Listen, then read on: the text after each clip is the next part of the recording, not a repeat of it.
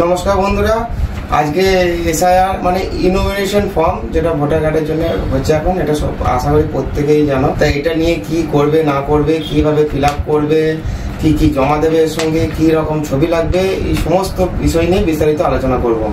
তো আপনারা সাথে থাকুন। ভিডিওটা যদি ভালো লাগে লাইক কমেন্ট শেয়ার করুন, আর যদি কিছু ভুল বলে থাকি ক্ষমা করে দেবেন। তো বলে রাখি, এই ফর্মটি যখনই হাতে পাবেন প্রথমে যে কাজটি করতে হবে, এটা অবশ্যই 1 কপি থেকে 2 কপি জেরক্স করবেন। সেই জেরক্স কপিটা প্রথমে ফিল আপ করবেন, তারপরে ওইটা সম্পূর্ণ ফিল আপ দেখে অরিজিনালটাই ভরবেন। অরিজিনালটা যেন কোনো ভুল ভ্রান্তি না হয়, আর চেষ্টা করবেন ইংরাজিতে পরিষ্কার পরিচ্ছন্নভাবে ইংরাজিতে ফিল আপ করার সমস্ত কিছু। ইংরাজিতে হলে কম্পিউটার স্ক্যান করার সুবিধা হয়। বাংলা চলবে, হিন্দি চলবে, কোনো ব্যাপার নেই, তবে ইংরাজিতে করলে ভালো হয়। আর ফটোটা লাগবে রিসেন্ট কালার ছবি, তাতে 2-1 মাসের পুরনো হলো কোনো অসুবিধা নেই। আর এই সাইজের জন্য হয় মোটামুটি পাসপোর্টের থেকে একটু ছোট, আর স্ট্যাম্প সাইজের থেকে একটু বড়। ছবিটি যেন রঙিন হয়, কালার ছবি হয়। আর ব্যাকগ্রাউন্ডের ছবি পিছনে লাল, নীল, হলুদ, সবুজ যে কোনো কালার চলবে, যেন এক কালার করা রাখার চেষ্টা করবেন, আর যেন পরিষ্কার। এবারে আসা যাক ফর্মের ডিটেলস নিয়ে। আপনি কাজ করবেন, দেখবেন ফর্মটা এমনভাবে দেওয়া আছে, এটা উপরে পার্ট, এটা নিচের পার্ট। তো এটা আপনি ভাগ করে নেবেন, এটা বোঝার সুবিধার জন্য ভাগ করে নিচ্ছি। প্রথম যে ঘরটা থাকবে সেই ঘরটা আপনার নিজের ডিটেলস থাকবে, মানে আপনার দেখবেন উপরে সমস্ত কিছু লেখা আছে, আপনার নাম, ঠিকানা, ছবি। তো আপনার ডিটেলস এখানে বলবেন। প্রথমে থাকবে আপনার ডেট অফ বার্থ, জন্ম তারিখ। জন্ম তারিখটা আপনি ওপরে লিখে দেবেন, যার যেটা এখন বর্তমানে যেটা সঠিক জন্ম তারিখ, সেইটি ওখানে ওপরে জন্ম তারিখটা হিসেবে লিখে দেবেন। কারো যদি লিখবেন 1-1 একটা ড্যাশ দিয়ে 2025 বা যা হোক কিছু একটা জন্ম তারিখ, সেটা লিখে দেবেন। আধার নাম্বার, যাদের যাদের আধার নাম্বার আছে অবশ্যই এখানে আধার নাম্বারটা লিখে দেবেন। মোবাইল নাম্বার, এখন বর্তমানে যাদের যাদের মোবাইল নাম্বার, সচল মোবাইল নাম্বার আছে, সেই মোবাইল নাম্বারটি ব্যবহার করবেন।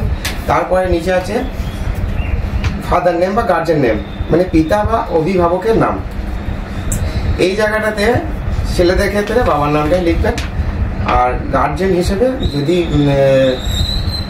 বাবা না থাকে, বাবার পরিবর্তে যদি অন্য কেউ গার্জেন থাকে, সেই গার্জেনের নামটা লিখতে পারেন, কোনো অসুবিধা নেই।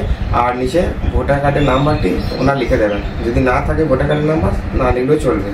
তার নিচে আছে মায়ের নাম, মায়ের ভোটার কার্ডের নাম্বার।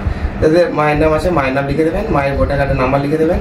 ভোটার কার্ডের নাম্বার না থাকলে কোনো অসুবিধা নেই, মায়ের নামটা লিখতে হবে। বাবা মায়ের নাম দুজনেই লিখে দেবেন।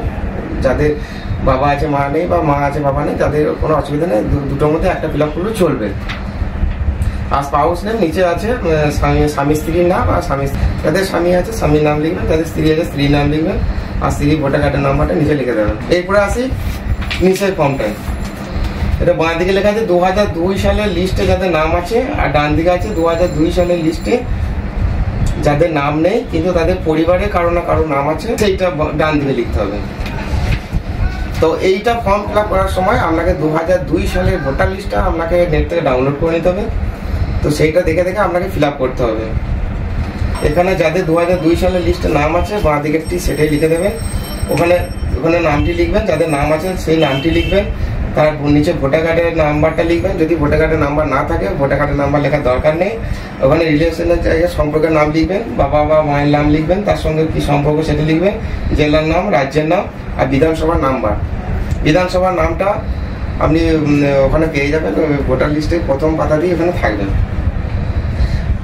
আর ডান দিকের ঘরটা যাদের ভোটার লিস্টে 2002 সালে ভোটার লিস্টে নাম নেই, বা তার বাবার নাম আছে বা মায়ের নাম আছে, বা কোনো আত্মীয় স্বজনের নাম আছে, দাদু ঠাকুমা, নানা নানি, কাকা জেঠি, যাই হোক, ডান দিকের ঘরটি ওটি ফিল আপ করবেন। তার নাম লিখবেন, তার ভোটার কার্ডের নাম্বারটা দেবেন, তার বাবার নাম দেবেন, তার সম্পর্কটা জানাবেন, জেলার নাম, রাজ্যের নাম, বিধানসভার নাম। আর গার্জেন হিসেবে যা হবে, কাকা জেঠা, নানা নানি, সেই সম্পর্কটা এখানে উল্লেখ করে দেবেন। আর নিচে এখানে সই করার জায়গাটা, যারা সই করতে পারবেন বাংলা ইংরাজি জাতি সই করুন, কোনো অসুবিধা নেই, সইটা করবেন। আর যদি যারা সই করতে পারেন, যারা সই করতে পারবে না, এখানে থামটা দেওয়ার পরে নামটা লিখে দিতে হবে। কি জমা দেবেন, অনেকে সেই নিয়ে সংশয় আছে। তাই এটার সঙ্গে কোনো আদার্স ডকুমেন্টস ওনারা জমা নেবেন না, শুধুমাত্র এই পার্টি ফর্মটি ওরা জমা নেবেন। হয়তো যাচাই করার জন্য জেরক্স কপিগুলো দেখতে পারে, কিন্তু এইটি ফর্মটা শুধুমাত্র ওই দুটো রেখে দেবে, দুটো থাকবে। একটা বিএলও স্যার নিয়ে নেবেন, আর একটা বিএলও স্যার স্ট্যাম্প মেরে ডিসি কপি দিয়ে দেবেন। আর জমা দেওয়ার সময় শুধুমাত্র এই ফর্মটি লাগবে, এর সঙ্গে আর কোনো কিছু লাগবে না। ধন্যবাদ।